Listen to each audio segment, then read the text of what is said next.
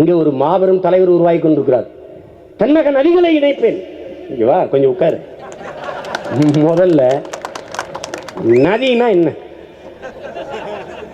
நதி எங்கிருந்து உருவாது? நதியை உருவாக்கியவன் யார்? நதிக்கு பாதை கட்டியவன் யார்? ஆற்றுக்கு பாதை யார் கண்டு தந்தது? தானாக பாதை கண்டு ஓடுதுன்னு ஒரு பாட்டு இருக்கு.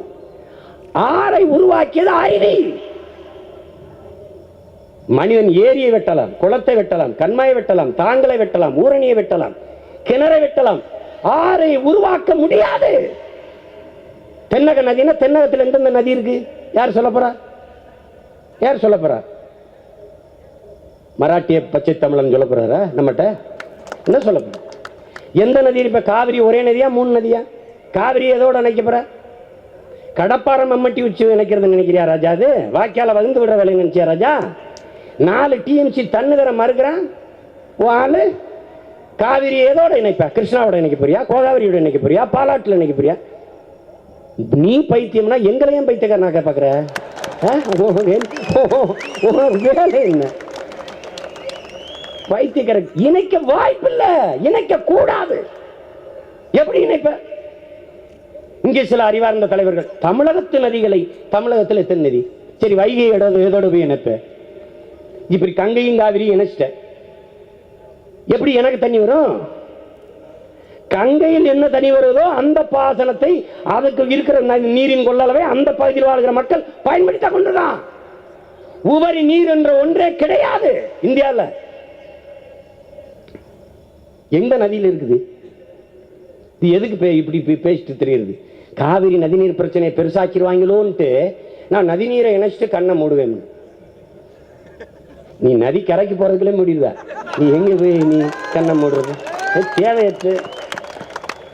இங்க பாரு, அந்த காலத்துல விசில் அடிச்சு எம்ஜிஆர் நடிச்சுக்கிட்டு இருக்கும்போது அவர் கத்தி விழுந்தவொடனே திரையில இந்தா தலைவாஜார் இருந்தா கத்தின்னு தூக்கி போட்ட ஒரு கூட்டம் இருந்துச்சு. அது வேற. இப்ப அப்படி இல்லை, அப்படி இல்லை. அறிஞர் பெருநாள்சாவுக்கே பாடம் நடத்துற பிள்ளைகள், தமிழின பிள்ளைகள் வந்துட்டான். நீ என்ன நீ ஏதோ பேசுகிற? நீ எங்களை நீ நன்கு விளங்கிக்க ராஜா. நடிகர் ரஜினிகாந்த் தம்மை தமிழர் என சமீபத்தில் அறிவித்த நிலையில் கர்நாடகத்தில் இருந்து தண்ணீர் வராது, ஆனால் தலைவன் வரலாமா என சீமான் கேள்வி எழுப்பியுள்ளார். காவிரியிலிருந்து காவிரி கர்நாடகாவிலிருந்து தமிழ்நாட்டுக்கு தண்ணி வராது, ஆனால் கர்நாடகாவிலிருந்து தமிழ்நாட்டுக்கு தலைவர் வந்துடுவார், முதல்வர் வந்துடுவாரா? என்ன விளையாட்டு பண்றீங்களா எல்லாரும்? ஜனநாயகம் பேசுறீங்க எல்லாரும். ஜனநாயகம் இதே இந்திய நாட்டில் தானே ஜனநாயகவாதி. நானும் ஜனநாயகவாதி, நீங்களும் ஜனநாயகவாதி. தண்ணி தானே கேட்டேன். எதுக்கு நீ அடிச்சு லட்சக்கணக்கான என் மக்களை நாடு அந்த மண்ணில் இருந்த அகதியில் விரட்டினீங்களா இல்லையா? அன்னைக்கு உங்கள் ஜனநாயகம் எங்கே போய் நின்றுச்சு? எங்கே போய் ஒளிஞ்சிக்கிட்டு இருந்துச்சு? ஒழுங்கா இருந்துக்கணும். சும்மா சேட்டை யாரெல்லாம் தமிழர்னு உங்களுக்கு தெரியாதா? யாரெல்லாம் தமிழர்னு? அன்புமணி தமிழர், திருமாவளவன் தமிழர், சீமான் பச்சை தமிழர், சரத்குமார் தமிழர், கார்த்திக் தமிழர், இருக்காங்களே திருநாவுக்கரசு தமிழர். இதில் தெரியாது அவங்களுக்கு யார் தமிழர்னு. தமிழர் யார் ஆளுன்னா தமிழர் தான் ஆளணும். எங்கு பிறப்பினும் தமிழன் தமிழனே, இங்கு பிறப்பினும் அயலான் அயலானேன்னு எங்கள் புரட்சி பாவலர் பாடுறாரு. அதை நீங்கள் புரிஞ்சுக்கணும்.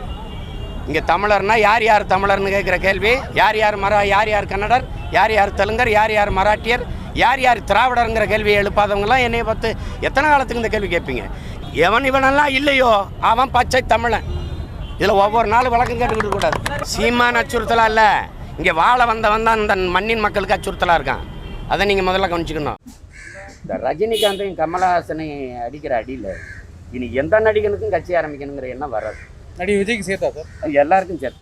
இமயமலைக்கு போகிறத விட்டுவிட்டு இந்த வேலை உங்களுக்கு வேண்டாம்னு நம்ம சொன்னால் கேட்கறது இல்லை. நான் வருவேன்.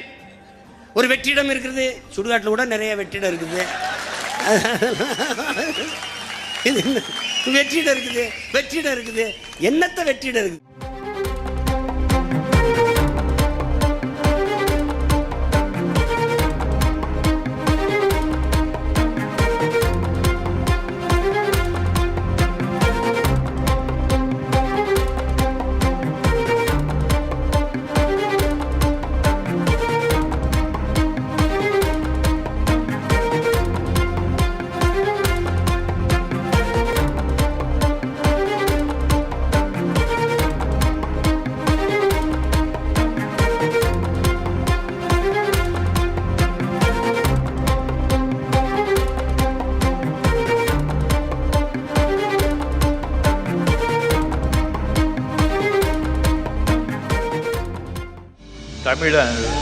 தமிழ் பேசுனா மட்டும் தமிழ் வளராதுங்க. தமிழன் வளர்ந்தாதான் தமிழ் வளரும்.